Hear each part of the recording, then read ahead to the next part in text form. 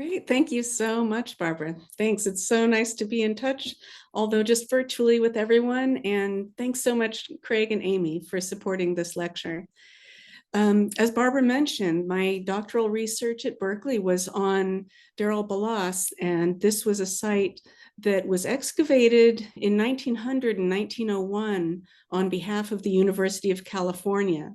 And at the time, it was the largest corpus of unpublished material that we had in the museum at Berkeley. So that's what I zeroed in on it for my dissertation work. And we're going to start today with a little background of the period of time that this palace was in use and learn a bit about it and the royal family who lived there to give some context to their relationship with the non-elite community there. So just a refresher for some, or maybe if you're not that in depth with Egyptian history, the Egyptian Second Intermediate period is when power was contested between different regions of the country. So you have the Hyksos that were a Canaanite group live in control of the north in the Delta.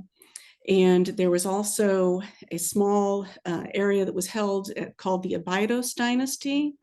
And then here on the map, this red area, this is the remains of the Theban royal family. And they may in fact have come, the Egyptian rulers may have had to retreat south as the Hyksos took over. And the red part is just the remaining part of the state that native Egyptians controlled, as well as the Aberdeen's would have been Egyptians as well. And then the green here are Nubians who became more powerful with their capital at Kerma and began pushing to the north.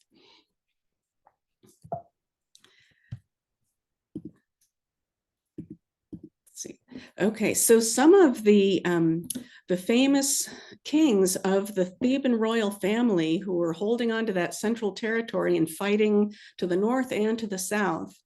There's the well-known photo here of the pharaoh Seqenenre, and he has these gashes in his mummy that are evidence of his being having been dispatched by some Hyksos battle axes.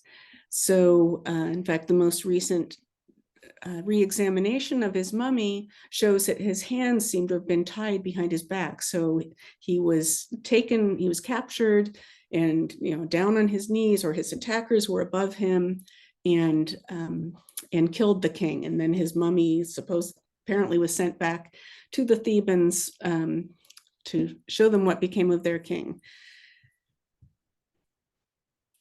And the connection with Deir el-Ballas is that this site has, there was a lintel with his cartouche discovered in the nearby village in the late 1800s. So that's what ties this king to the palace at the site.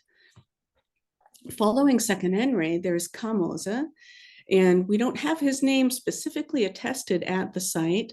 However, his Horus name is Sejefatawi, and as I will show you in a bit, that is a name that is associated with the actual site.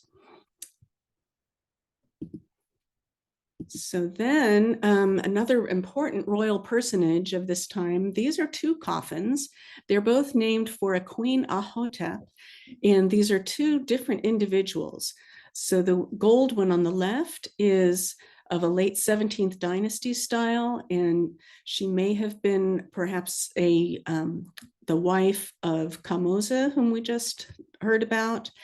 And then this huge tall one is early 18th dynasty style.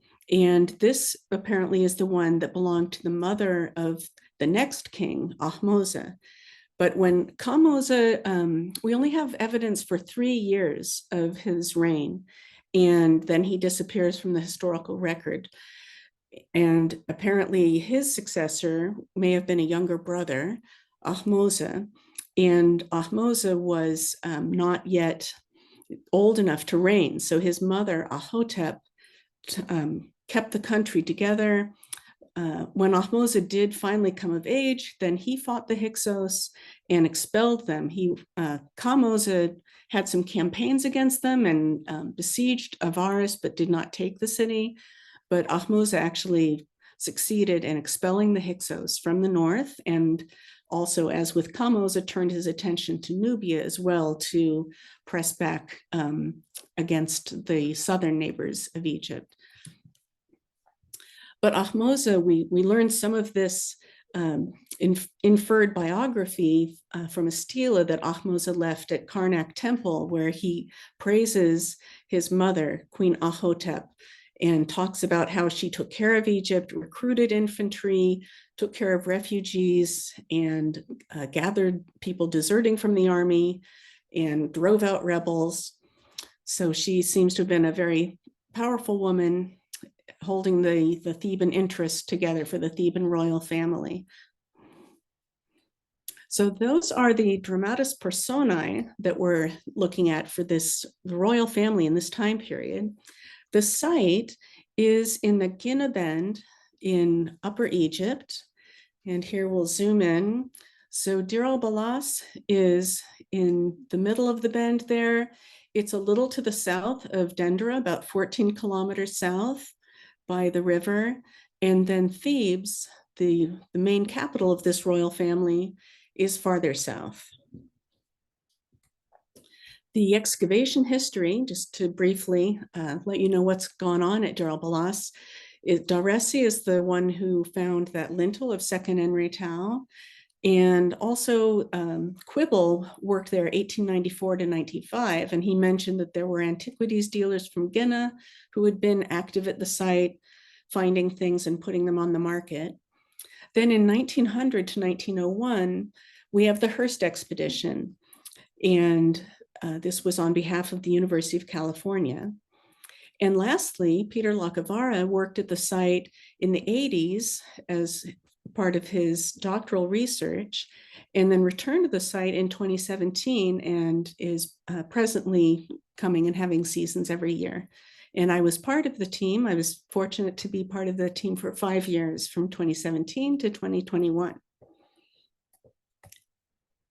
So we're going to focus on the University of California's expedition, which was sponsored by Phoebe Hearst, we see here on the left.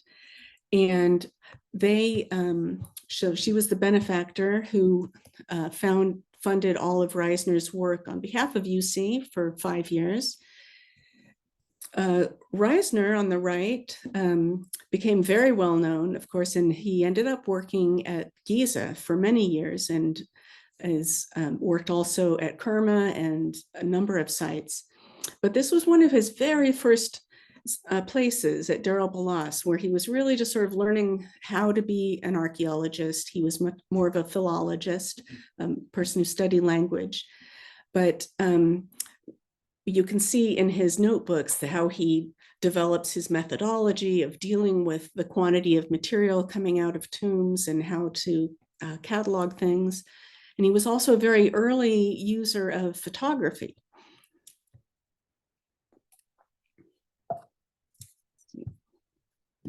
Okay, so with that background, let's look at the site. This is a Google Earth, view of the site, and some of the main things, the main parts of the built environment. In the center, there's a structure that we call the North Palace. And there is also another huge building called the South Combe down here. It's a big mud brick building, also sometimes referred to as the South Palace. We'll talk about that in a bit. It's not actually a palace, so I try to not continue that misnomer. But these are the 3 cemeteries that are circled in pink here at the site. And looking more at a map view, this is the floodplain on the right, this gray area. And here we see the palace in the center.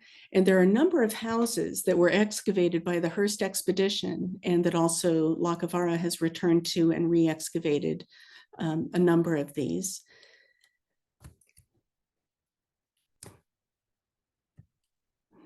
Okay, and just to give you a sense visually of what these look like, these are some of the Hearst Expedition photos. This is that South Combe, and it's a large natural hill that's been modified with mud brick to make a two platform, an upper and a lower level structure, but there's not very much evidence at all of occupation of it. So it's not actually a palace. We don't see that people were living there and, you know, depositing debris over a period of time. There's very, very scant material culture on it. This is another view of the building, and there's this monumental staircase in the center. The lower platform had columns, so there was some sort of cover over part of the lower platform at least, because there's a series of stone column bases that were at along that wall that separates the lower platform from the upper platform. So here's a reconstruction that Locavara published in his 1990 preliminary report of his first few seasons of work there. And this is also showing these rectangles here are showing the construction, which was casemate construction, where they were cells made of mud brick and then filled with rubble and sand to just quickly build something massive. And here's what the restoration was looking like a few years ago. Okay, the North Palace. This is a photo taken from the South Hill at the site, which is a very high point between the North Palace and the South Combe. And here you can see the village as it was in 1900 to the right. And then this dark area on the left-hand side, that is the remains of the palace.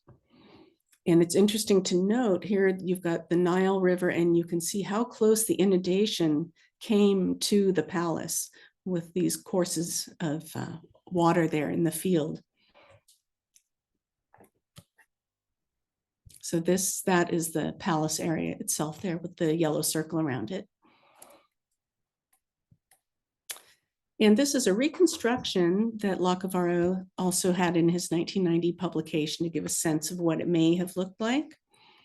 There was an entranceway where we see this guard standing on the southern side of the building. This is the Hearst Expedition's photo of what that entrance corridor looked like. And some of the interesting finds that were recorded from the palace were blue faience tiles were found throughout the ruins of the building that indicate, you know, how fancy it would have been. And also fragments of gold leaf and alabaster vessels, faience game pieces, a lot of objects that give some indication of its former grandeur.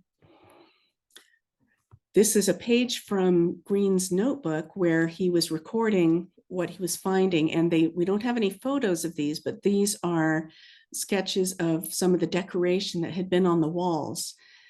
So you've got axes, early 18th dynasty axes, and also, you know, what may have been the soldier that were depicted there.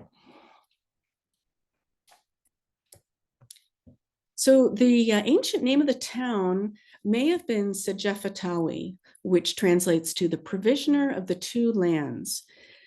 This was this name of this place is in Ahmose's Tempest Stela, which tells us that he was dwelling in this town, and it's a specific type of town. It's a demi, which is a harbor town. And the Stela tells us that it was south of Dendera, and then something happens that makes the king leave Sejefatawi and travel up the Nile to Thebes, to the temple of Amun. So the only site really between Dendera and Thebes that fits the time period and that has a palace that we know of is Deir el-Ballas. So that does seem to be good circumstantial evidence that that was the ancient name of the site.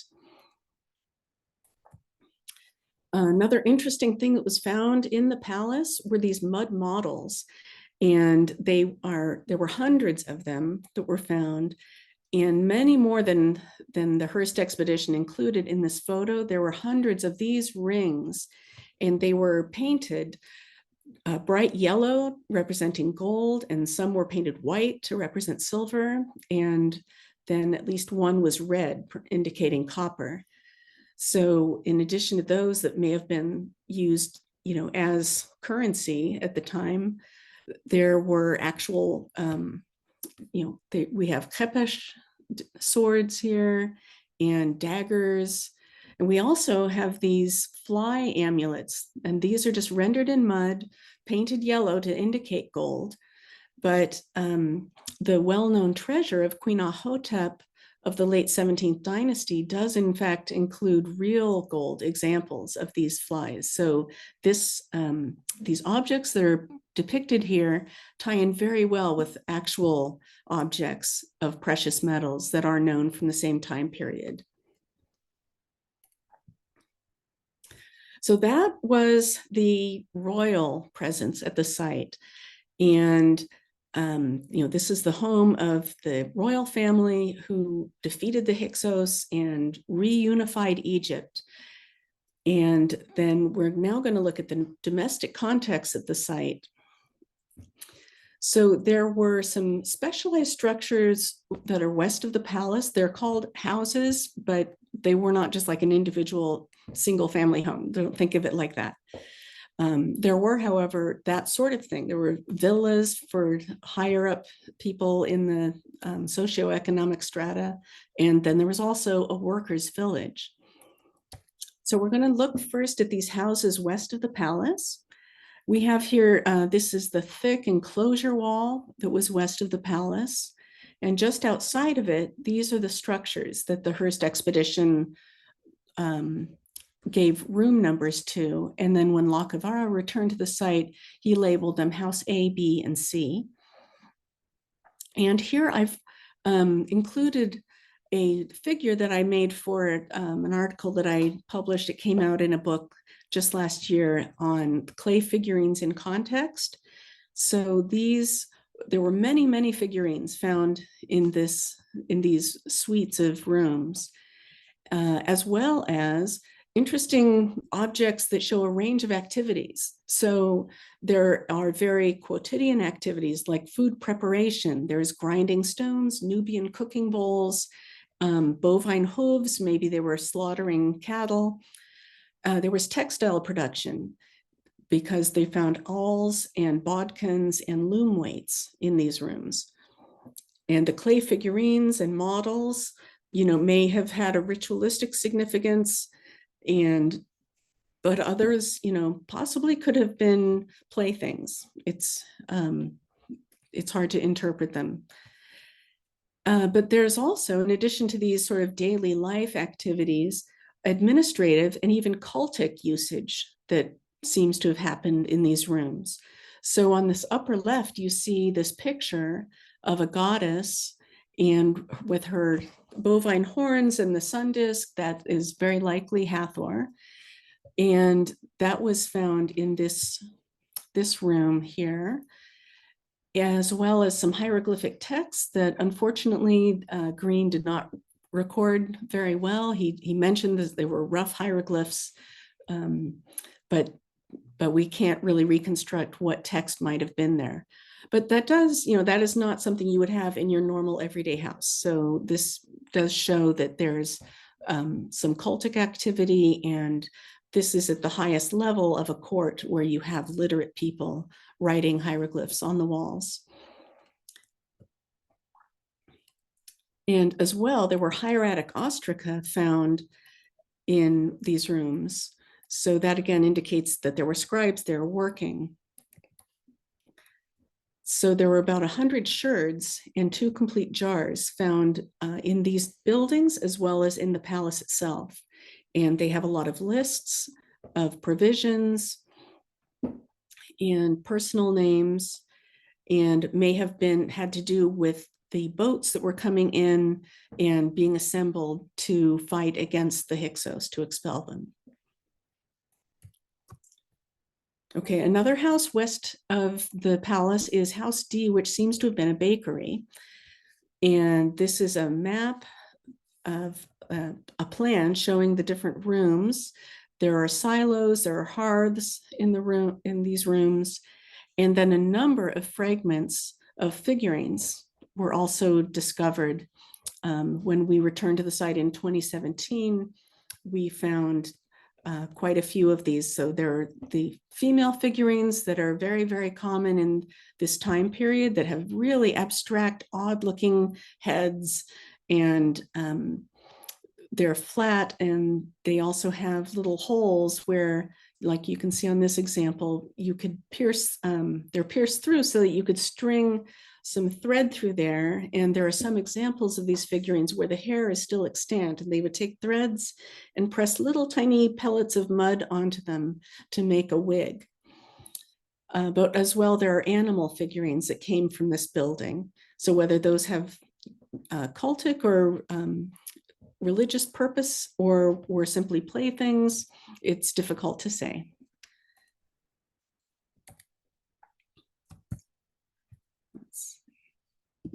Okay, oops, sorry, I need to go back. So, and then House E is another of these buildings, and this has a loom emplacement that Lacavara's team found in the late 1980s.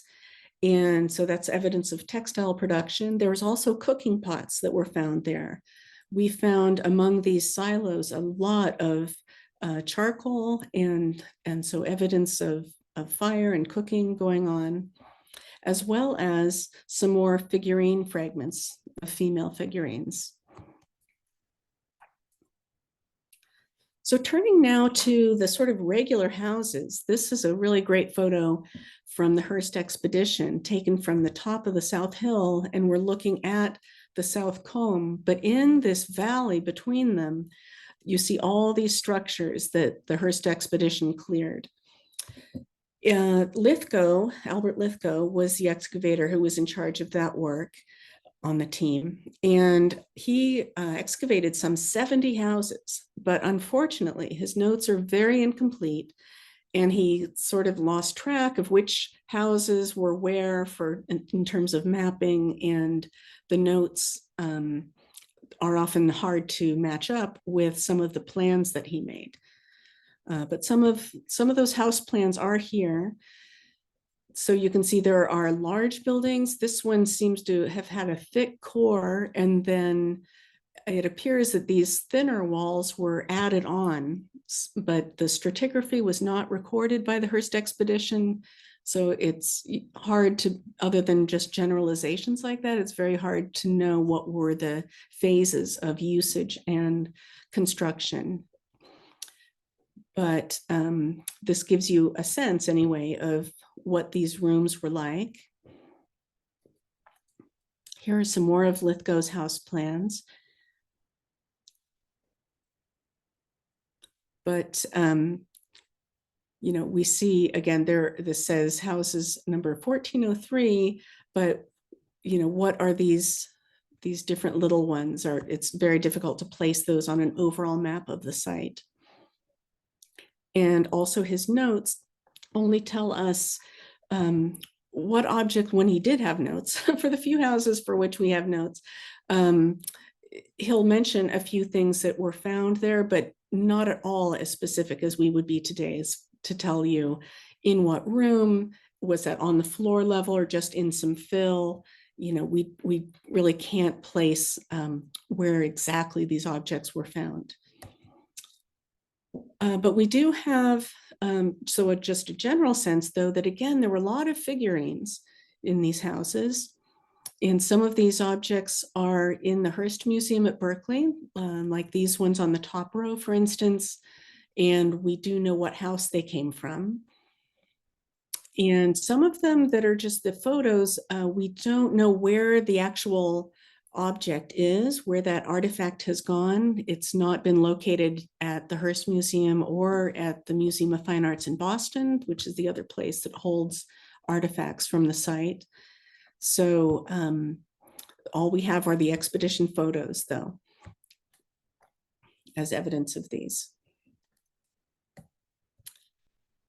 here to give you a sense of what the notes are like. This is a page from Reisner's notebook, and this is much more detailed than what Lithgow recorded.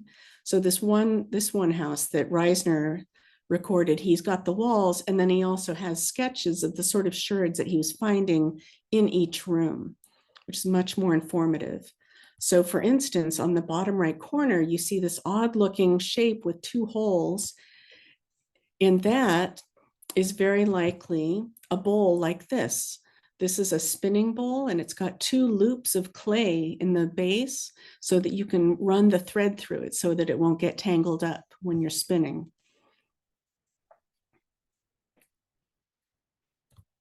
And here is just an idea of some of the domestic pottery that was found at the site. This is the only photo the Hearst Expedition took of the household pottery as opposed to the pottery from tombs.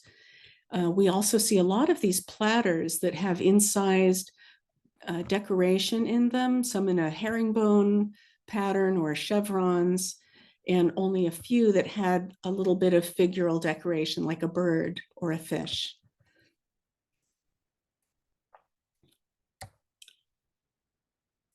One of the main sites for the lower classes would be the workers' village. And this is a map where I've taken the map the Hearst Expedition created shows all of the tombs that were inserted into this village after, presumably after it's abandoned. But I've removed all of that noise to try to look back at what were the walls like before it turned into a necropolis. So some of these walls, though, may have been added later. We don't have the stratigraphy, unfortunately. But I would say that this area here, this is house one, and it seems to have been the earlier part of the building, and then maybe the area to the east got added later.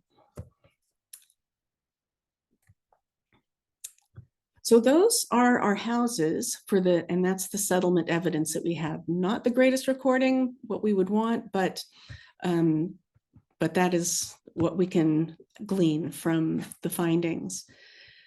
Let's look at the cemeteries now.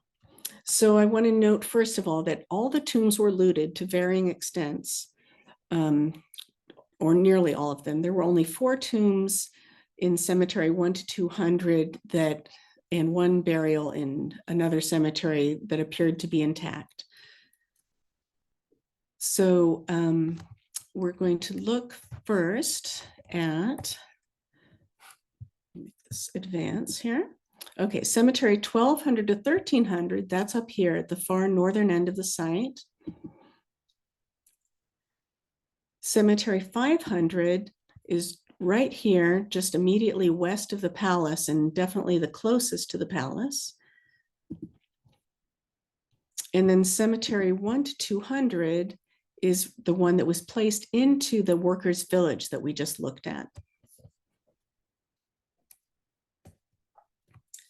So the common tomb types are a simple shaft tomb like this. It's just a pit that goes in, and some were shallow pits, like less than a meter, or they could go down to a couple of meters in depth. There are tombs that have just one carved out niche to the side called a loculus, and where the body would have been put here and then sealed off with a brick wall. And then there are tombs that have 2 loculi, one on either side of the shaft. And rarer are a tomb that has an actual whole chamber, a separate room excavated off the bottom of the shaft. The number of objects is a good indicator, as well as the architecture, of what sort of socioeconomic status the people were who were buried in these tombs. And as you'll see here, the number of objects along the bottom, 0 to 4, you see there's a concentration of very low numbers of objects, and only a few tombs are outliers that have a large number, 42 or 50, going up to as high as 68 objects. So those are just, you've got a range of people. They're not all non-elite, but some people have more objects than others, as we'll see. So the cemeteries, we just looked at those, and I want to note that all of these cemeteries have a view to the palace. So this photo here shows us we're on top of the South Hill. This is the workers' village here at the bottom of this photograph. You can see the walls of the village into which those tombs were inserted. And it's got a very nice view of the palace over here, this dark area of mud brick. So here's your palace. And then also cemetery 1200 to 1300 at the north end of the site also had a line of sight to the palace. And here again, this is cemetery 1 to 200 right here.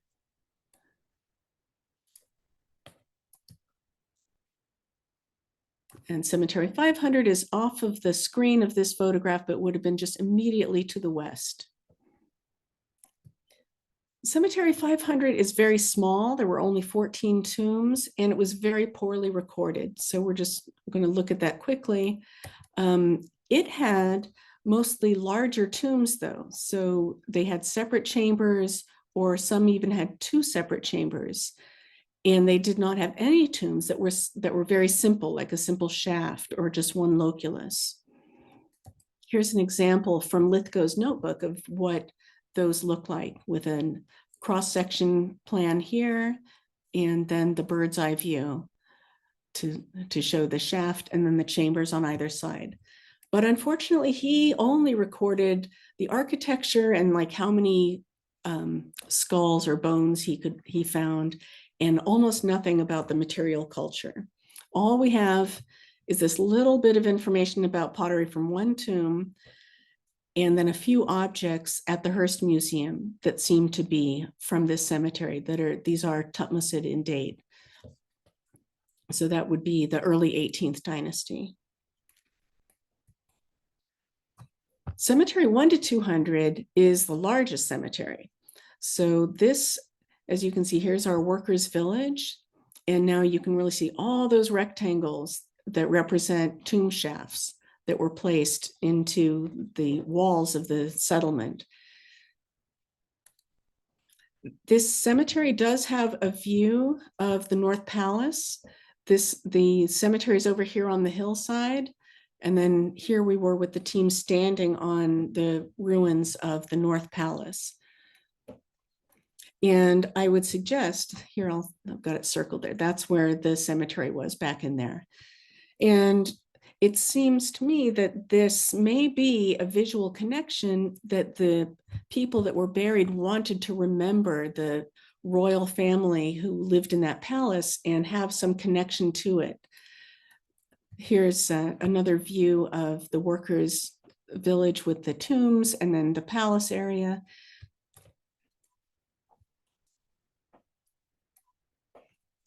And here we have a sample of what Reisner's field notes looked like.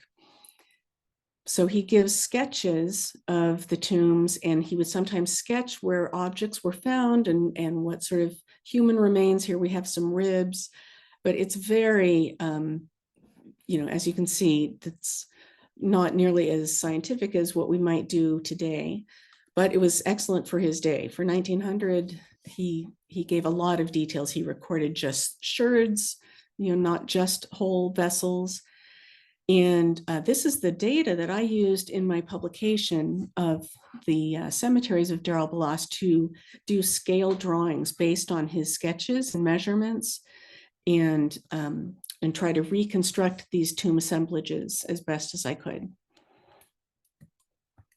The architecture in this cemetery, you notice that it has a few shallow pits, but mostly the tombs were either a simple shaft or a shaft with one loculus.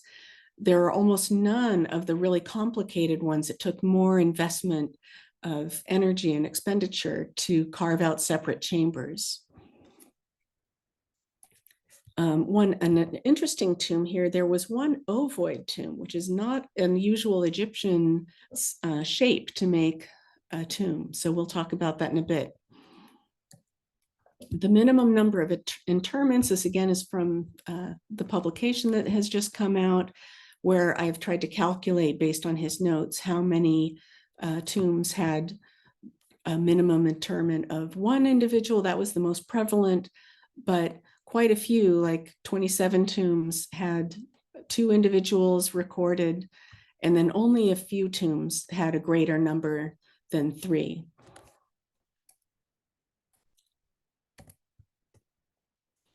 And looking at how this cemetery evolved over time by looking at pottery and scarabs, I've done a color chart here, and you can see that the earliest tombs are the yellow ones that would be the late 17th dynasty, the very early 18th, and those seem to be clustered here, just within this early building and to the west of it. Most of the tombs date to early 18th dynasty, and it's very hard that there's not a clear-cut change in pottery or something that would tell us, oh, this was before they beat the Hyksos and reunified the country, and this is Ahmose, this is later. The pottery, it's just the same styles continue across that divide that we think of historically from 17th to 18th dynasty. That's based on political events. But culturally, with the pottery, it's really, it's a continuum of many of the same styles. And then only with the Thutmose period, so after Ahmose, Amenhotep I, Thutmose I, then we start to see, and especially peaking in the reign of Thutmose III, Hatshepsut, we see some different decoration on pottery that is more indicative of that later Thutmose period. But some of the tombs, there's nothing diagnostic to be very specific about it. But one thing that is diagnostic that we can tell is the late 18th to early 19th dynasty and the use of blue paint. So that is something that we only see up in this uphill section of the cemetery. So, and there's just a handful of tombs. So really the bulk of the tombs here are running somewhere between the late 17th dynasty into the reign of Thutmose III. And we don't have any evidence of the Amarna period. The site just goes dark in the Amarna period. And then just this small scattering of later post-Amarna pottery. So some of these diagnostics, for instance, are Cypriot wares, and these things, they're called flower pots because they look like a modern one. We're not saying that was their function in ancient times. And then these beakers were really, really popular. That was the most prolific sort of vessel that we find at Deir el-Ballas. The number of objects we have per tomb is, again, really clustered around, just a few, or like 0 objects recorded in 30 of the tombs. So you can again see this is an indicator that this is not a very affluent sort of cemetery. So let's look more in depth. Let's drill down here. So tombs that just had a few objects, here's a couple of examples where we have a burial and just 2 large dishes by the head. And this is in just a very simple pit tomb. And here there was only a skull recorded, and then the body was described as being wrapped in a reed mat that had been knocked apart. But again, just 2 vessels in this tomb, a beer jar and this pointed bottom bottle sort of vessel. And then here again, just a small pit with a child's burial in it. And another indicator that they were non-elite is the lack of written objects that have text on them in the cemeteries. There were only, in this whole cemetery of 200 some tombs, there were only 2 stelae recorded. So this one on the left was from tomb 76.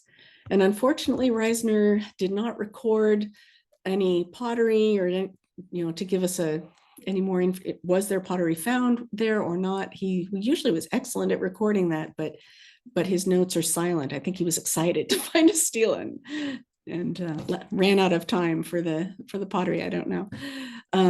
But there is this scarab that came from the same tomb. And this, the text, there are no titles. There's a woman here who's making offerings before a seated man. And the text informs us that this is the mother who presented the stela to her son who is deceased. So whether he died young and didn't have a position, or, you know, they were just of the sort of socioeconomic scale, middle class, where he didn't, you know, there wasn't a title associated like a priest or that sort of thing. That was, we don't really know which case it is. We don't have the human remains, for instance, to know was he a grown man or not. And then the other stela is a later period that you can see the stylistic difference, that this really seems to be post-Amarna with these very full hips and thighs on this female. Also, one pot is known from this tomb, which also ties in well with the late 18th to the very early 19th dynasty. A few of the tombs with more goods, there are some tombs in which jewelry was found. So for instance, this one, and then this is the pottery that came from that tomb. And a scarab naming Tutmosis III. Tomb 163 also had a pottery assemblage as well as a very nice scarab. And this one is so interesting. When I found this, I was so excited. So this names Senenmut. He's the overseer of the temple of Amun, Senenmut, born of Hatnofer. So this is the well-known architect and tutor to the daughter of Queen Hatshepsut. Other finds from this tomb were a bronze razor and a number of stone coal vessels and ointment jars, as well as quite an assemblage of other jewelry like the necklace and amulets of Taweret and Bes. So this is much more on the high-end scale for the site of Deir el-Ballas. Tomb 182 was also full of jewelry and scarabs, also of the same time period, Tutmosis III. And it had an imported Cypriot vessel, we see here. And it also had this tile, which was presumably brought from the palace and deposited as a grave good in the tomb. And tomb 182 also had the largest number of scarabs by far than any of the other tombs. And here you can get a sense of all of them. And some are named for Hatshepsut as well as Tutmosis III. Okay, let's have a look at this last cemetery, cemetery 1200 to 1300. This is at the north end of the site. Here again, just like cemetery 1 to 200, we just saw the predominant style is the simple shaft tomb or a shaft with one loculus. But interestingly, 6 tombs in this cemetery contain tiles from the palace. So this really seems to be a purposeful movement of these colorful objects from the abandoned royal residence, and they were repurposed as funerary gifts. As far as coffins go, there's not much evidence because the wood was really eaten up across the site. But this face that we see in the photo, that's the only evidence of a sort of coffin that actually was anthropomorphic. Other ones are described in the notes as being a simple rectangular box, sometimes with a painted decoration. But this is the only face that I know of from the whole tomb. And as well, this tomb also had fragments of faience in it. So this was more on the high end of tombs at the site. Looking at the pottery, here's some of the diagnostic pottery that tells us, oh, this was later. This is after the Amarna period. And again, this cemetery only had a couple of such tombs. Most of them are early 18th dynasty. There is Cypriot ware that was found in cemetery 1200. As we see some examples here. And looking at a few of these tomb assemblages. So here's that Cypriot juglet top, along with other Egyptian wares. And tomb 1295, this was one of the more complex ones where you've got a shaft and then a loculus off to one side, but as well, a large chamber was excavated. And tomb 1299 also had a Cypriot vase here, this dark spindle vase there in the center. And this, for instance, this is the same jar that's, or I'm sorry, dish that's shown in the Hearst Expedition photo. Here we're looking at the top, and then here's the profile view of this bowl. And tomb 1308, again, was one in that there was a piece of faience tile here. You can see it in the photo, and then here's the actual object from the Hearst Museum. And the diachronic analysis, again, shows that most of this is going to be Thutmose in date, and there's just one that is possibly 17th dynasty by an early sort of decoration shown on one of the sherds from the tomb.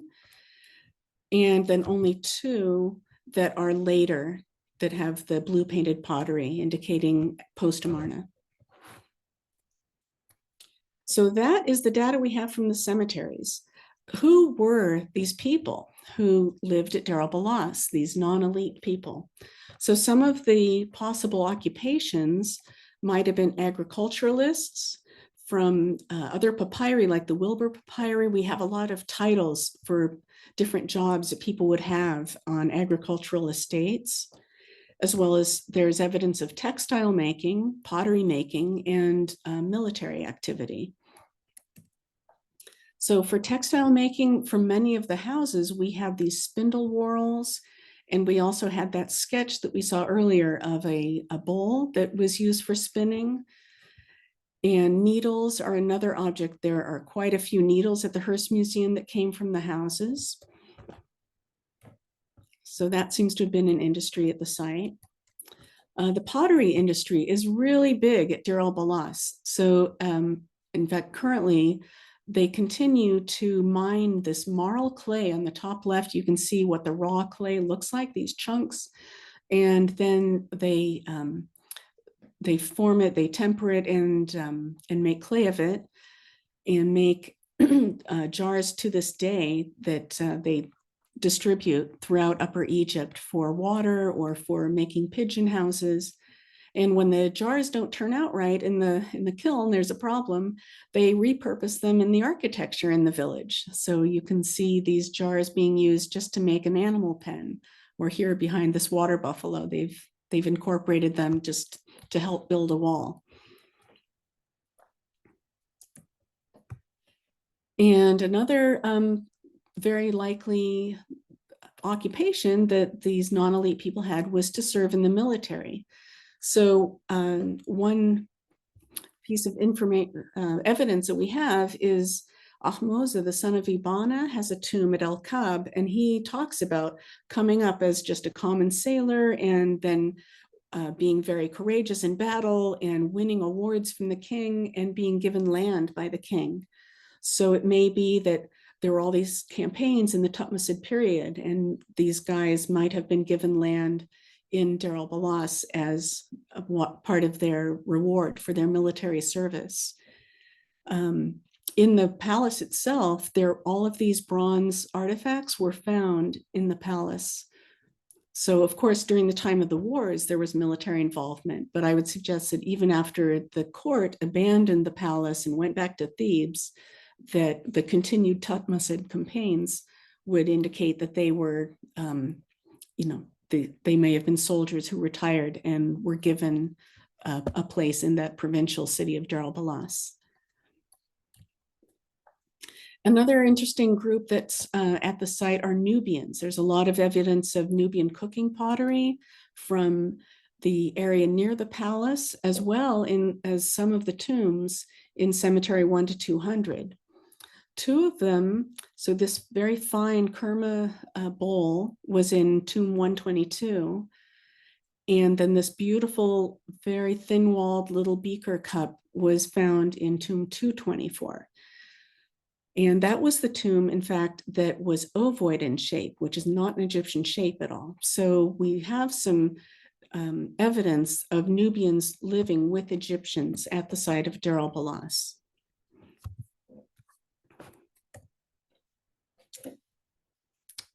So some conclusions is that the lifestyles of the population that lived at Deir el-Ballas, there may have not just been confined to the village, they may have served on military campaigns. There's evidence that the people went back and forth to Thebes with the scarab of Senenmut, for instance. You know, of course, that's not him or his immediate family necessarily, but that seems to have perhaps been given out at something maybe at Deir el-Bahri, if they had these huge festivals as they built the temple, and they had the processions where Amun came to visit Hathor, and all those things that you see depicted on the walls at Deir el-Bahri of the processions, then the local people would have come to enjoy the spectacle and be part of that. And that's a possibility. So even though they're non-elite, they could move around the country. And then the identification of specific craft work in individual houses to tell us, what sort of crafts were being done in the household. It's hard. We don't have the fine-grained excavation to be able to say, oh, this neighborhood, they did this other neighborhood, they were doing textiles, this neighborhood, they did pottery. But we can just tell that those activities did happen at the site.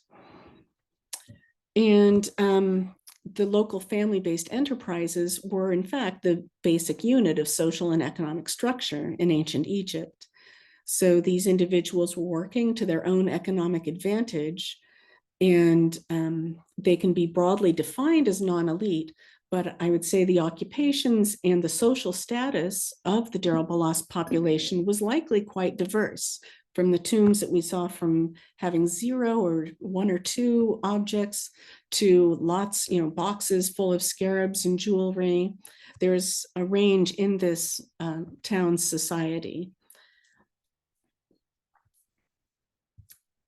And with that, I want to leave you with a selected bibliography.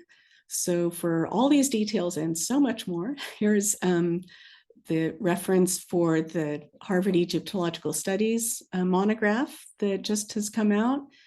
As well, if you're interested in the clay figurines, I presented all of the context for those that can be gleaned from the Hearst Expedition archives.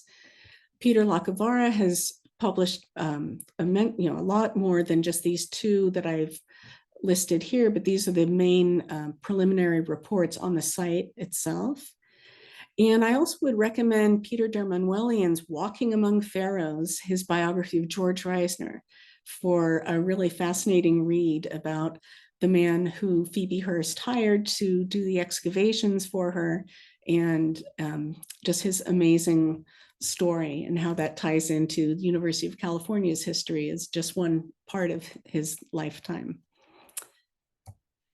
So with that, thank you so much to the ARCE Northern California Board and Barbara for asking me to give this talk, and a big thank you to Amy and Craig for sponsoring this lecture. I really appreciate it. Thanks to Peter Lacavara, Peter Dermanwelian for offering to publish my dissertation research. Rita Lucarelli was my advisor and has been a fabulous mentor.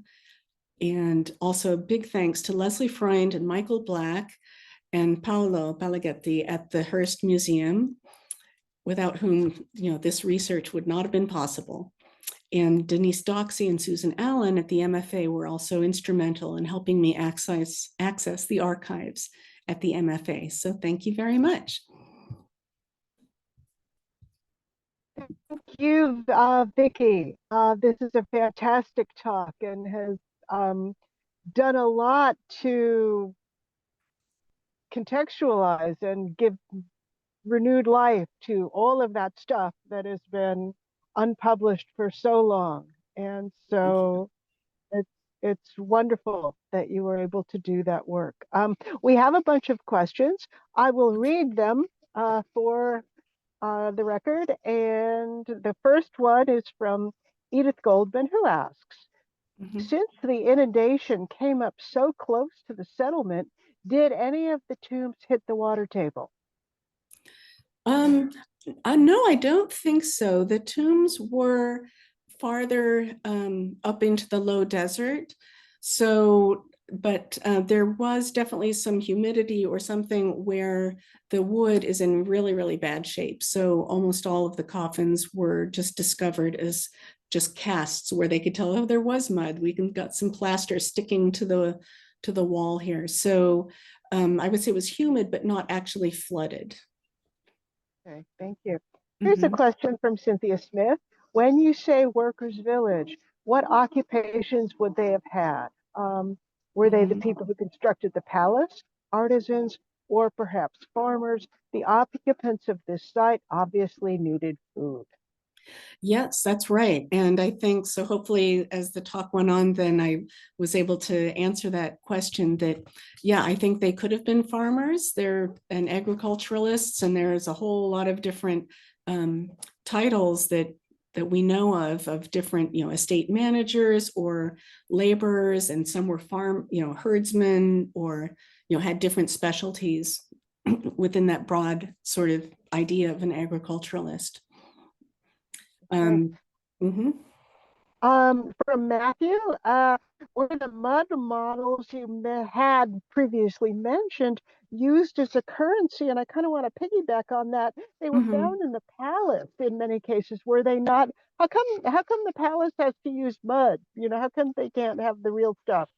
Okay, so these were, I didn't want to that's like this super interesting tangent that I just wanted to touch on, but We want um, to know. yeah, so, and actually Peter Lacavara published in the book about the Ahotep treasure. It was edited by Gianluca Miniacci. He presented these mud models and compared them in more detail with the actual weapons from the Ahotep treasure. So it was this fascinating deposit. It was found just outside the palace wall, and it was also accompanied by remains of a feast of some sort. So I think there was some right when the court decided that they didn't need the palace anymore and the king was just going to move back to Thebes, that they had some right to decommission the palace and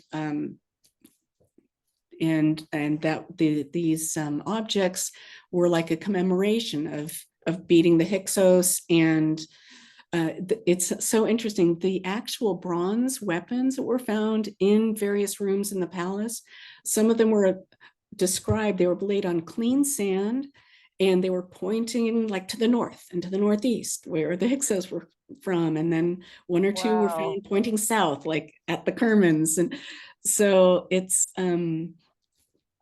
we can just sort of use our imaginations to try to reconstruct what might have happened.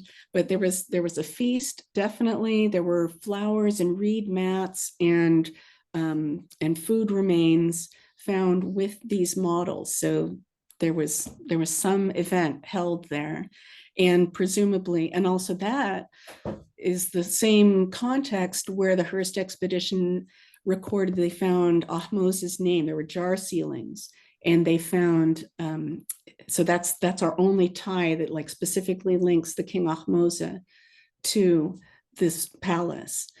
So it seems to have been a thing. Okay, it's not needed anymore. We'll have a big party and Okay. desacralize it, perhaps, and then the local population that still lived there, I think they certainly held a cultural memory of these important historical events that happened, of reunifying the country after all these battles. And as we also know, the royal family of that time period was venerated well into the Ramesside period. For a couple hundred years, you find these these royal ancestors, being shown as a list of deities who can be intermediaries to the gods. And I think that these people at Deir el-Ballas who were non-elite, they didn't have access to text. They didn't leave us these detailed records like we find at Deir el-Medina or other places in Thebes to specifically, say, they wrote it down right here, here's what they said. But I think the archaeological evidence with the tiles being placed in the tombs as grave goods, and the way that all of the cemeteries have a view of the palace, they could have put the cemeteries facing toward the west, not facing at the palace, but they all do. So I think they were tying into that royal mojo that we see expressed in Thebes, that the family was venerated and used as intercessories who could, help you advance in the afterlife. I think the material suggests that. We can't prove it, but their big moment, in history. Yeah. Yeah, they wouldn't have forgotten. They would have known who had lived there just 100 years well, ago. they would. What is your sense of the earliest occupation of that site? I know there's not a lot of evidence. There's not. There are Paleolithic flints in the area, so way back.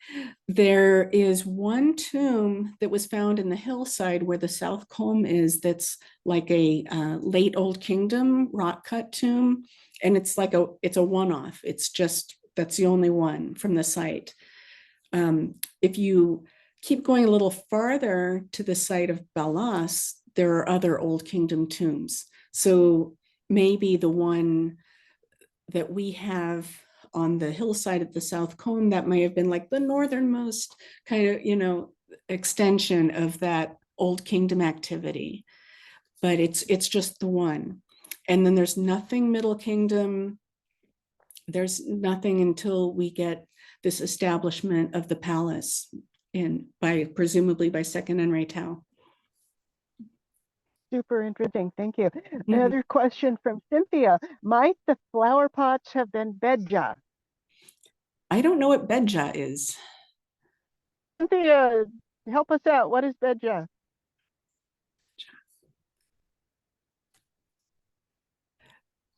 I will say, like in the monograph in the Harvard series, I talk about all the types of pottery, and what they may have been used for and what they tell us about the chronology.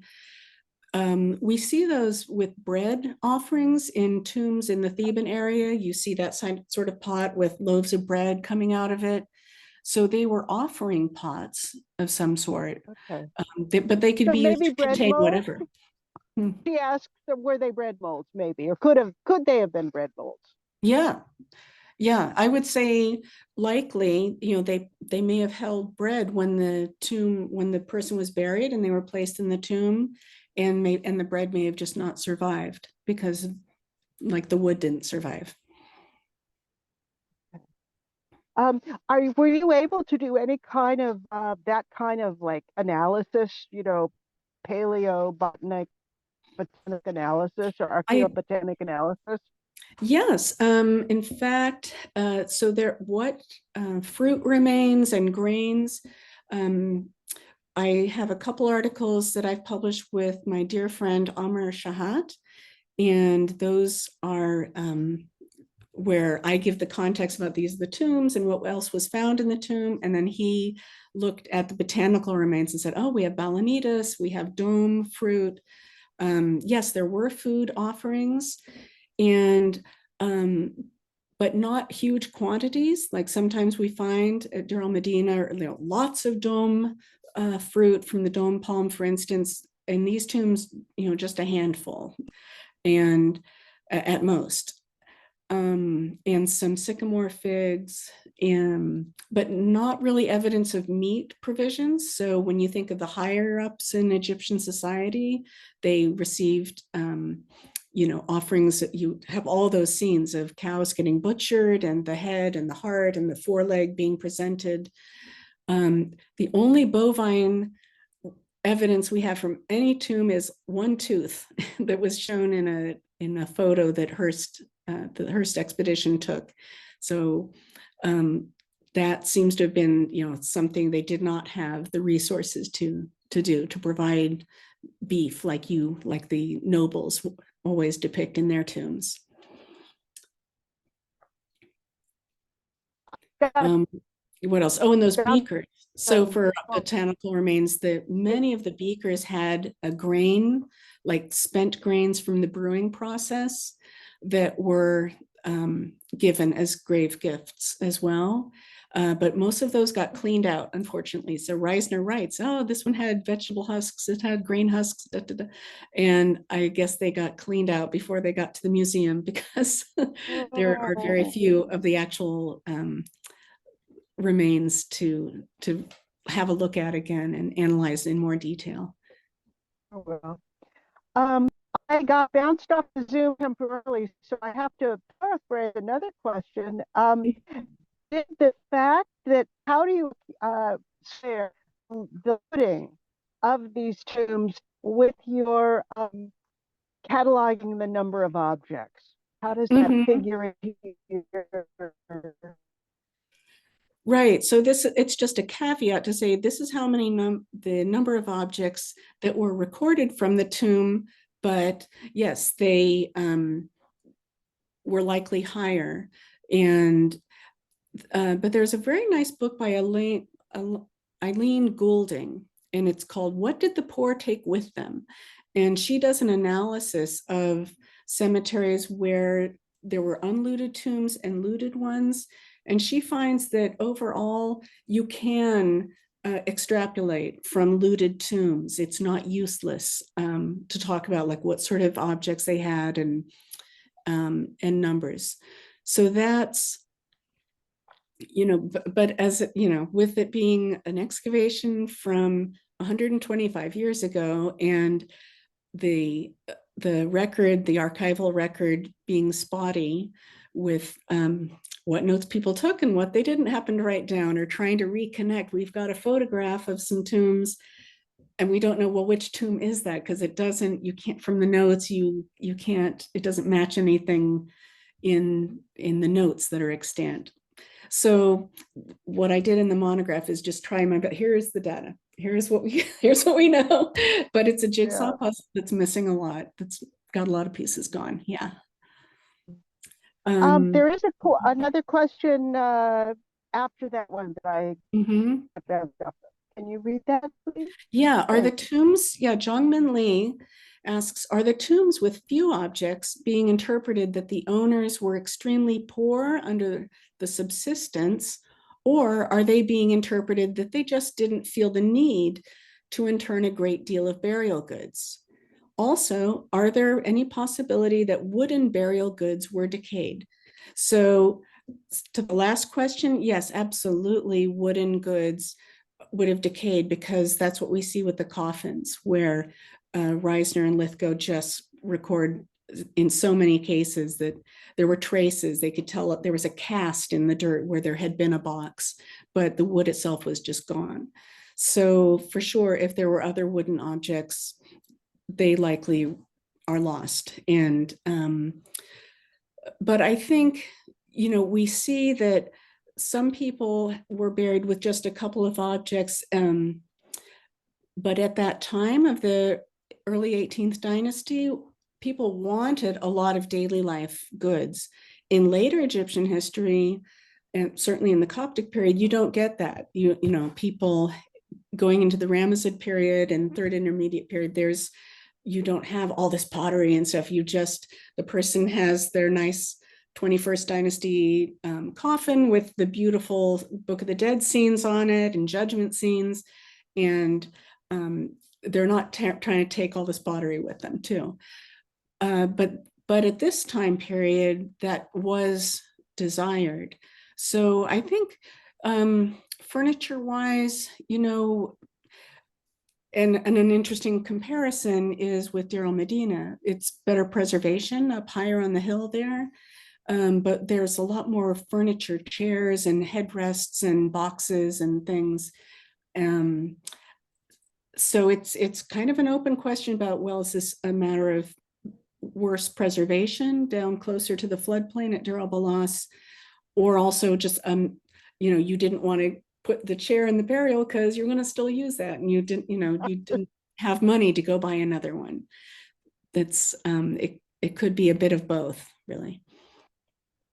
So I have a question looking at the diagrams of the drawings of the human remains in the tomb. You saw that some of them were buried on their sides. Mm-hmm. Um, does that indicate sort of a non-Egyptian and maybe a Nubian cultural practice to you? No, that doesn't, because we see that a lot coming out of the Middle Kingdom, where a lot of burials were on their side. If the common Middle Kingdom coffin is a rectangular box and you've got the eyes on the side of it, and the body was very frequently put on its side so that it's like looking magically out through those eyes.